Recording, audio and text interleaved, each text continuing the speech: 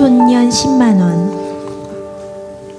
여자 홀몸으로 힘든 농사일을 하며 판사 아들을 키워낸 노모는 밥을 한 끼 굶어도 배가 부른 것 같고 잠을 청하다가도 아들 생각에 가슴 뿌듯함과 5, 6월 폭염의 힘든 농사일에도 흥겨운 콧노래가 나는 등 세상을 다 얻은 듯해 남부러울 게 없었다.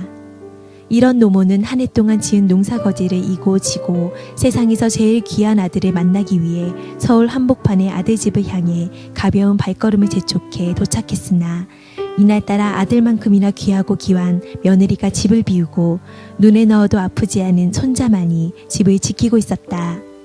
아들이 판사이기도 하지만 부잣집 딸을 며느리로 둔 덕택에 촌노의 눈에 신기하기만 한 살림살이에 눈을 뗄 수 없어 집안 이리저리 구경하다가 뜻밖의 물건을 보게 되었다. 그 물건은 바로 가계부다. 부잣집 딸이라 가계부를 쓰리라 생각도 못했는데 며느리가 쓰고 있는 가계부를 보고 감격을 해 그 안을 들여다보니 각종 세금이며 부식비, 의료비 등 촘촘히 써내려간 며느리의 살림살이에 또 한 번 감격했다. 그런데 조목조목 나열한 지출 내용 가운데 어디에 썼는지 모를 촌년 10만원이란 항목에 눈이 머물렀다.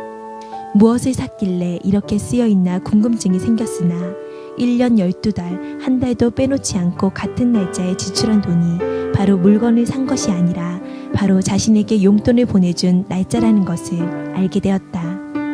촌노는 머릿속이 하얗게 변하고 아무런 생각도 나지 않아 한동안 멍하니 서 있다 아들 가족에게 주려고 무거운 줄도 모르고 이고 지고 간 한 해 거지를 주섬주섬 다시 싸며 마치 죄인된 기분으로 도망치듯 아들의 집을 나와 시골길에 올랐다. 가슴이 터질 듯한 기분과 누군가를 붙잡고 이야기를 하고 싶어도 할 수 없는 분통을 속으로 삭히기 위해 안간 힘을 쓰고 있는 가운데 금지옥여 판사 아들의 전화가 걸려왔다.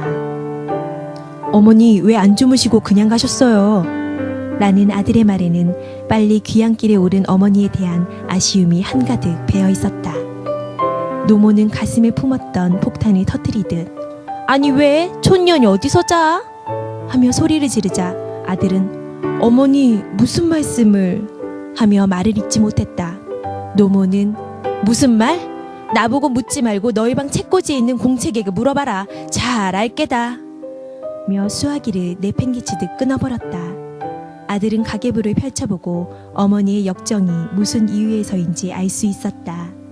그렇다고 아내와 싸우자니 판사 집에서 큰 소리 난다 소문이 날 거고 때리자니 폭력이라 판사의 양심이 안 되고 그렇다고 이혼을 할 수도 없는 노릇이라 사태 수습을 위한 대책 마련으로 몇 날 며칠을 무척이나 힘든 인내심이 요구됐다.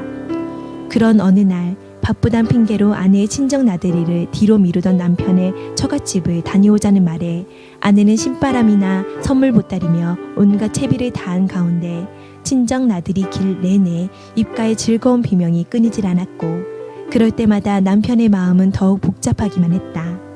처갓집에 도착해 아내와 아이들이 준비한 선물 보따리를 모두 집안을에 들여보내고 마당에 서 있자 장모가 아니 우리 판사 사위 왜 안 들어오는가? 사위가 한다는 말이 촌년 아들이 왔습니다. 촌년 아들이 감히 이런 부잣집에 들어갈 수 있습니까? 라 말하고 차를 돌려 가버리고 말았다.